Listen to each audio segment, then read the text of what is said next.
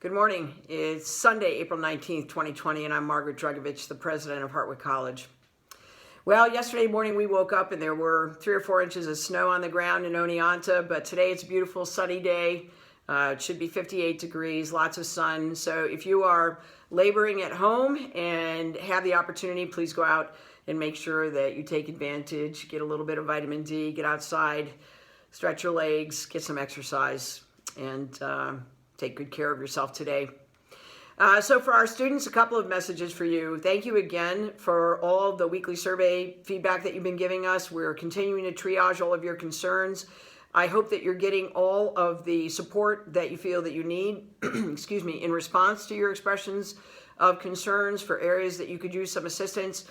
If you are not getting the kind of support that you need, please let me know. I have been getting many individual emails from students. And one thing I want you to rest assured about is that even though I may not be answering every one of your emails, I am addressing all of your concerns.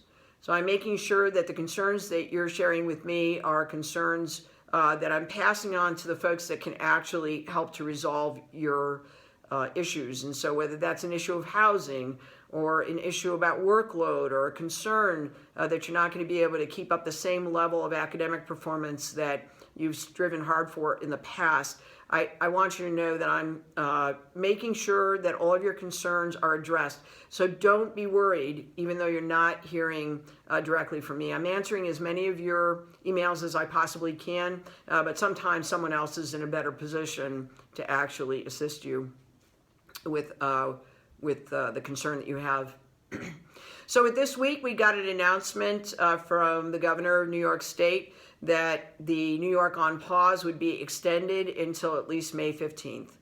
And in addition, by the way, even in Oneonta, where the incidence of COVID is relatively low compared to some areas of the country, everyone here is now required to wear a face covering when you go out, and it's not a certainty that you'll be able to maintain the appropriate social distance.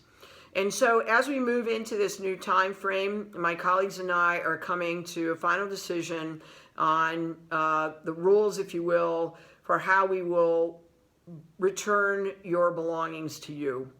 And we're going to come up with a plan that will allow you to reunite with your belongings. We hope that we'll have the finishing touches on that plan and that we'll be able to announce that this week. So students, please keep an eye on the information that's coming to you. I know you're getting a lot of emails. I've seen that in your survey responses, lots of emails associated with your courses.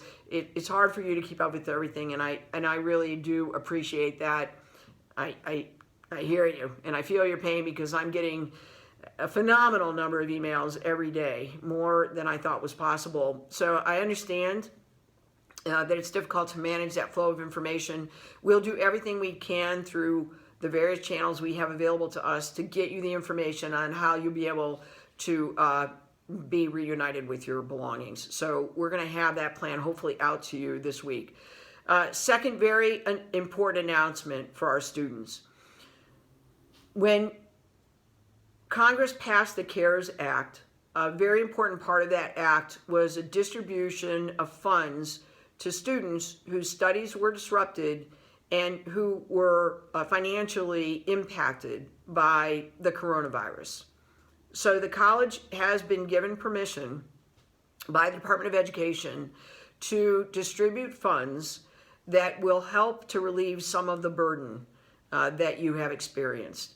Now, there are certain expenses these funds can be used for and other things they can't be used for. And I won't take the time now in this video to lay all of that out. But what I'm going to do is ask you again to be attentive and watch for a very important email that is going to come to you this week. And we'll send it to you in all the channels that we can, that is going to ask you to fill out some simple survey questions so that we can make sure that this money that is being provided, and it's not insubstantial, it's over $600,000, all to be distributed to students. But we need to make sure that that's done fairly, and it goes to those students who most need the financial assistance for the financial hardship that they've experienced that is directly related to COVID-19. So you're going to be hearing from us. In order for us to be able to distribute these funds fairly, we need to hear from you. And so I'm asking you, please, to keep an eye out for that. Complete the survey, send it back to us. We've got a really dedicated team of individuals that is creating a system that will be fair to all of our students, and we'll try to make the best use we can of those congressionally approved dollars. So students, thank you in advance for helping yourself by communicating to us through that survey so that we know how you've been impacted by COVID-19. Very, very important that we hear from you. Yesterday, we had another visiting student day virtually, and I want to again congratulate the members of the Student Experience and Enrollment Division, the leaders in our communications office, and our marketing partners, Ology, for putting on a phenomenal day, a virtual day of visitation. We had over 200 families come into the space yesterday and share some time with us.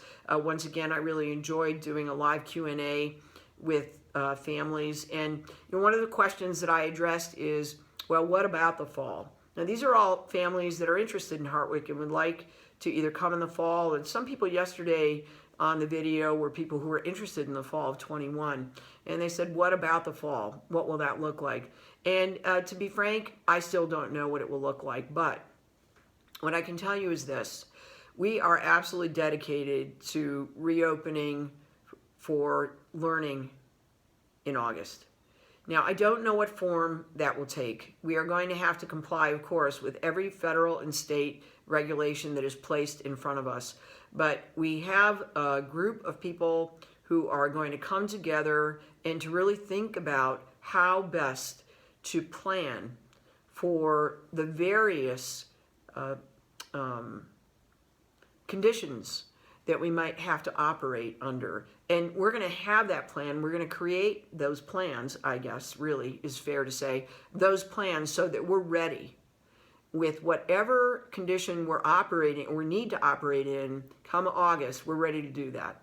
Whether we're able to invite everybody to come back onto campus, breathe a deep sigh of relief, follow, learn from what we've been through and follow good practices, or if we have to decrease the density on our campus, in our residence halls, or in our classrooms, or if we have to start the semester remotely and then pick up later in the semester in person. We're going to prepare for all of these possibilities. And so, as I said to families yesterday, where there is learning, there is hope. And that is what makes this job for me so incredible, is that I get to be around learning every day. We want that learning to continue. Where there is learning, there is hope, and we will restart in the fall. Just need to be very creative to plan for all the possibilities, but we will be ready to go again in the fall. Now, I say that knowing that we have just 3 weeks left of class in this term. And for the students who are listening, I know that that probably seems like an incredibly short period of time for you. And it's gone quickly. It's been difficult. It's been uncomfortable. It's not been what we would have liked. But you've knocked down more than half of what remained in the term. We have these 3 weeks left before we go into our exam period. So I know that you're working hard, and I know that you're doing your very best. And I know that our employees are as well. So thank you to all of you for doing your very best to keep that hope going by keeping the learning going. I really appreciate having the opportunity to make this happen with you. I also wanted to mention that I am very grateful to be the president of Hartwick College.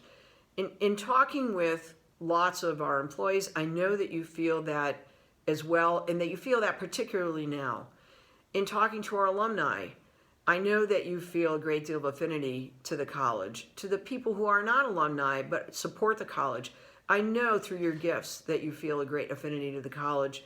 And for all the students who contact me, I know how you feel about your Hartwick experience. This coming Thursday is a very special day in the college's annual cycle. It's a thing called Giving Thursday, or our annual Giving Day. This is going to be on April 23rd. And for all of you who are listening, who are grateful to be engaged with the college, I'm going to ask you to do what I'm going to do, and that is to make a gift to the college this coming Thursday. The college has experienced many thousands of dollars, actually millions of dollars of extra expenses associated with this crisis. We could really use your help right now with a gift to the annual fund. I will give on Thursday, even though I already give. I know Beth will give. I know that many of you will give to support the college this Thursday, and I hope that you will, even if it's a small amount of money.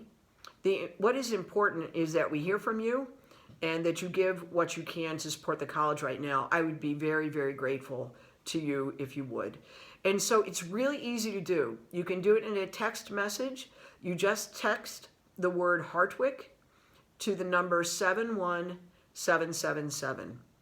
Again, text the word Hartwick to 71777, and you'll be connected with a link to our giving page where you can actually just make your gift. You can also find a link, ways to give to Hartwick online, and if you would prefer to send a check and you're not able to find the mailing address, feel free to write to me at president@hartwick.edu. I will get you the mailing address and you can drop a check in the mail.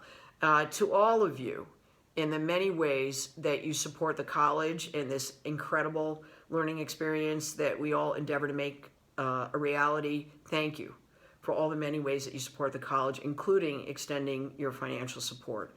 I am deeply, deeply grateful to you.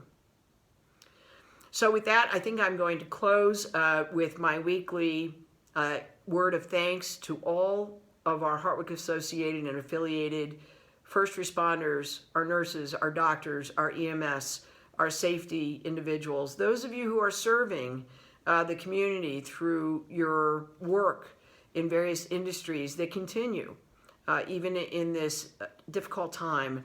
I thank you on behalf of the entire Hartwick community for all that you're doing to make our world a better place. And because technology is an amazing thing, I'd like to close by offering you a rendition of a beautiful song called Bridge Over Troubled Waters. I'm sure that many of you know it. This rendition is by a group called VoicePlay. They're an a cappella group, and I'm sure that you're going to appreciate it both for the message of the song as well as for the beauty of the singing. And so to my colleague who passed this link on to me, I want you to know that I enjoyed it a great deal, and I'm glad now to share it with others. Have a happy Sunday.